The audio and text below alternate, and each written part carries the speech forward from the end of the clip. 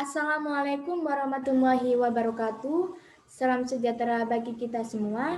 Om Swastiastu, Namo Buddhaya, Salam Kebajikan. Salam. Sebelumnya perkenalkan nama saya Nur Amalia dari kelas D3 MP4404. Di sini saya akan mempresentasikan hasil observasi mengenai marketing intelijen yang sudah saya lakukan selama beberapa hari belakangan ini. Di sini saya memilih Kaca Bangu sebagai objek dari observasi yang sudah saya lakukan. Untuk lebih jelasnya yaitu yang pertama, bab 1 pendahuluan, di mana di sini terdiri dari dua subbab. Yang pertama, profil perusahaan. Kecap Bangu awalnya merupakan sebuah industri rumah tangga yaitu dari keluarga Yunus yang dimulai pada tahun 1928 di daerah Banten, Tangerang, Jawa Barat. Nama Bangu dipilih pendirinya dengan visi yaitu produknya dapat terbang hingga ke mancanegara. Perusahaan Kecap Bangu berubah menjadi perseroan terbatas yaitu PT Anugrah Indah dan PT Anugrah Damai Pratama yang dikelola anak Yunus yang keempat. Pada tahun 1992, PT Unilever Indonesia tertarik untuk mengakuisisi merek dan usaha Kecap Bangu. Akhirnya, tahun 2001, Kecap Bangu resmi menjadi produk PT Unilever. Sejak awal tahun 2000-an, Unilever bekerja sama dengan Universitas Gadjah Mada menghasilkan kedelai hitam kualitas baik bernama Malika. Kedelai tersebut menjadi kekuatan rasa dan merek Kecap Bangu. Profesor Mary Astuti, penemu kedelai Malika, serta peneliti dan guru besar Fakultas Teknologi Pertanian UGM, mengemukakan bahwa kedelai hitam Malika memiliki banyak keunggulan dibandingkan varietas kedelai lainnya. Selain lebih tahan cekaman fisik dan serangan penyakit, kedelai hitam Malika juga bernutrisi. Untuk yang kedua yaitu latar belakang observasi. Dalam kegiatan perkuliahan yang telah dilaksanakan dalam 3 kali pertemuan, telah membahas mengenai marketing intelijen. Marketing intelijen adalah sebuah strategi yang dapat dilakukan oleh semua perusahaan untuk memperoleh informasi. Informasi itu bisa dilakukan dengan pengumpulan data dan analisis pasar sesuai dengan keadaan pasar yang sedang terjadi. Tujuan dari diadakan observasi lapangan mengenai marketing intelijen adalah yang pertama, menyediakan analisis pasar secara komprehensif. Yang kedua yaitu mengetahui apa saja yang dilakukan kompetitor. Yang ketiga yaitu mengumpulkan data secara valid dan juga reliable. Sehubungan dengan hal ini, saya memilih Kaca Bangu sebagai produk yang saya observasi dengan tujuan yaitu mengetahui teknik yang dilakukan Kecap Bangu dalam promosi produk, kelebihan serta kekurangan Kecap Bangu melalui responsasi dan data analisis dari perlakuan konsumen secara valid, objektif, dan juga komprehensif. Untuk bab 2 yaitu hasil observasi. Yang pertama yaitu responden. Dapat kita lihat untuk berdasarkan jenis kelamin, di sini perempuan memiliki presentase yang jauh lebih dibandingkan laki-laki. Di sini perempuan menunjukkan 90% dan laki-laki menunjukkan 10%. Yang kedua yaitu berdasarkan usia. Untuk usia 15 tahun sampai 20 tahun memiliki presentase 30%. 21 tahun sampai 30 tahun menunjukkan presentase 35%, 40 tahun sampai 50 tahun menunjukkan 35%. Yang terakhir yaitu berdasarkan pekerjaan. Yang pertama yaitu wirausaha 25%, karyawan swasta 30%, dan yang terakhir yaitu pegawai negeri 45%. Di sini dapat kita lihat bahwasanya Kecap Bangu telah memasuki berbagai kalangan dalam masyarakat di Indonesia. Meskipun Kecap Bangu memiliki harga yang jauh lebih mahal, tetapi kebanyakan dari para konsumen lebih mengutamakan kualitas dari Kecap Bangu yaitu tentang rasanya dan juga dari segi yang lainnya. Untuk lebih jelasnya, mari kita lihat hasil wawancara yang sudah dilakukan. Sebelumnya, saya akan menjelaskan untuk kolom yang A, yaitu kolom alasan mengapa konsumen memilih Kecap Bangu. Untuk kolom yang B, yaitu kompetitornya siapa saja. Untuk kolom yang C yaitu kelebihan kecap Bango, dan kolom yang D yaitu kolom kekurangan kecap Bango, dan untuk kolom yang E yaitu mengenai kualitas produk kecap Bango, harga, dan juga kemudahan untuk memperoleh barang dan iklan promosi dari produk kecap Bango. Untuk responden yang pertama, mengatakan bahwasanya dia memilih kecap Bango karena rasanya enak, warnanya tidak pudar ketika diolah tetap hitam. Untuk kolom yang B, kecap sedap dan kecap ABC. Dan untuk kelebihannya, rasa kecap Bango sudah pas bila dibandingkan dengan yang lainnya.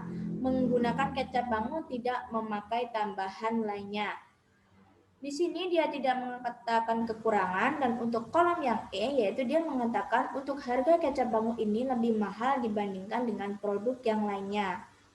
Lanjut ke responden yang kedua yaitu mengatakan bahwasanya alasan dia memilih kecap Bango yaitu warna kecapnya lebih menggoda selera dan tidak membuat tenggorokan batuk. Untuk kompetitornya yaitu kecap manis Indofood dan kecap sedap. Di sini dia tidak mengatakan kelebihannya, melainkan mengatakan kekurangannya, yaitu kecap Bango tidak pernah mengeluarkan hadiah atau reward kepada pembeli. Lain dengan kecap manis Indofood, untuk bisa meluaskan pasar dan banyak orang yang tertarik memilih ini mendapatkan reward atau hadiah. Untuk kolom yang E, di sini dia mengatakan bahwasanya sempat susah mendapatkan kecap ini pada saat awal pandemi lalu, mungkin karena terhambat pada sektor pengirimannya.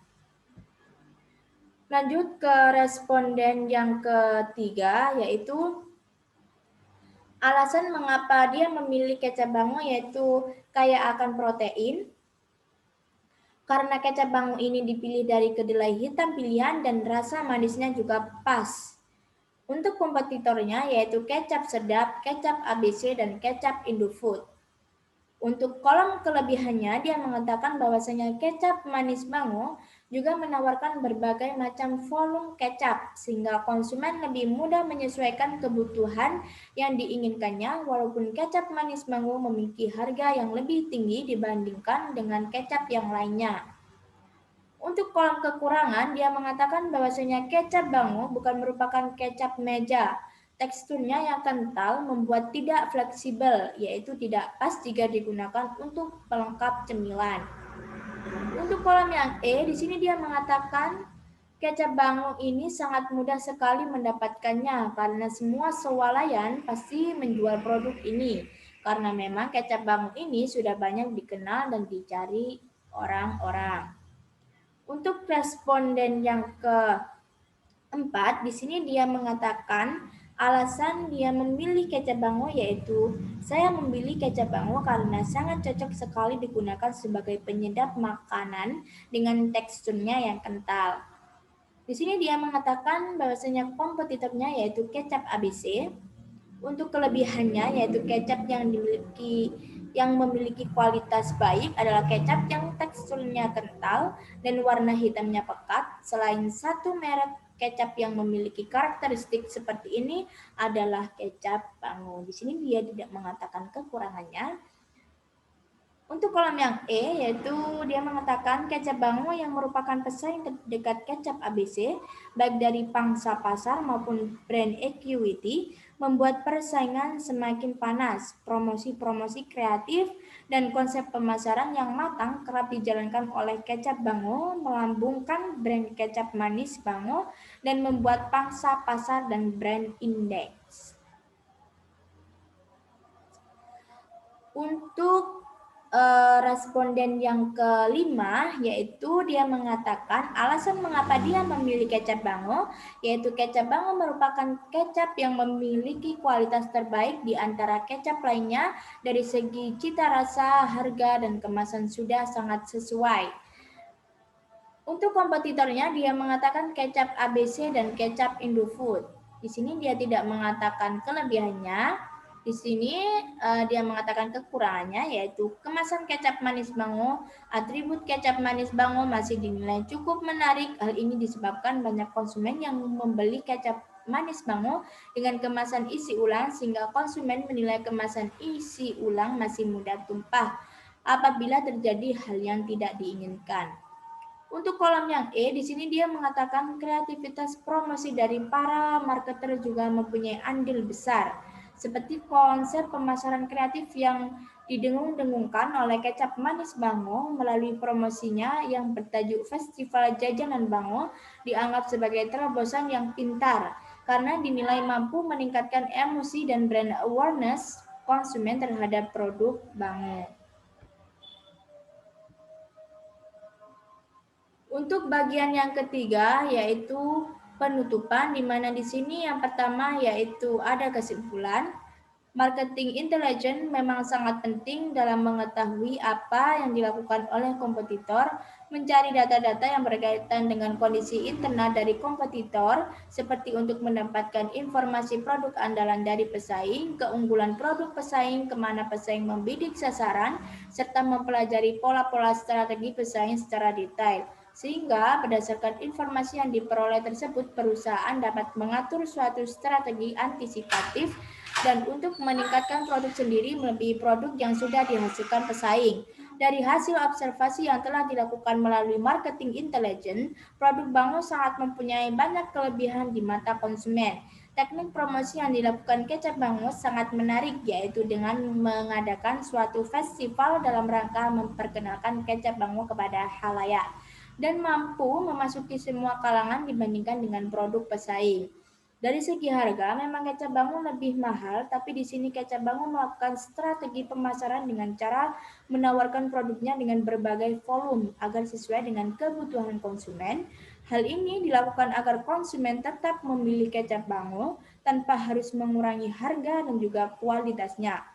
Kecap Bango dinilai memiliki cita rasa yang pas karena kecap Bango ini dipilih dari kedelai hitam pilihan.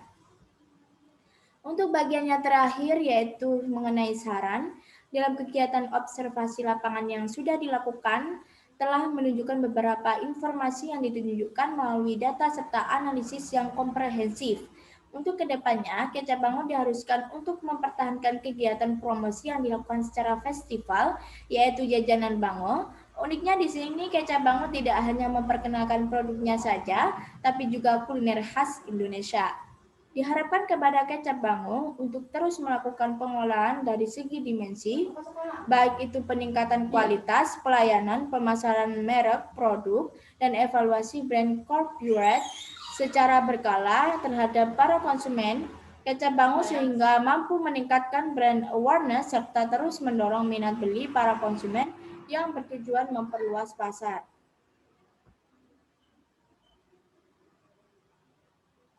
Mungkin hanya itu saja yang bisa saya sampaikan. Sedikit banyaknya ada kesalahan kata yang sudah terucap. Saya mohon maaf yang sebesar-besarnya. Akhirul kalam. Wassalamualaikum warahmatullahi wabarakatuh.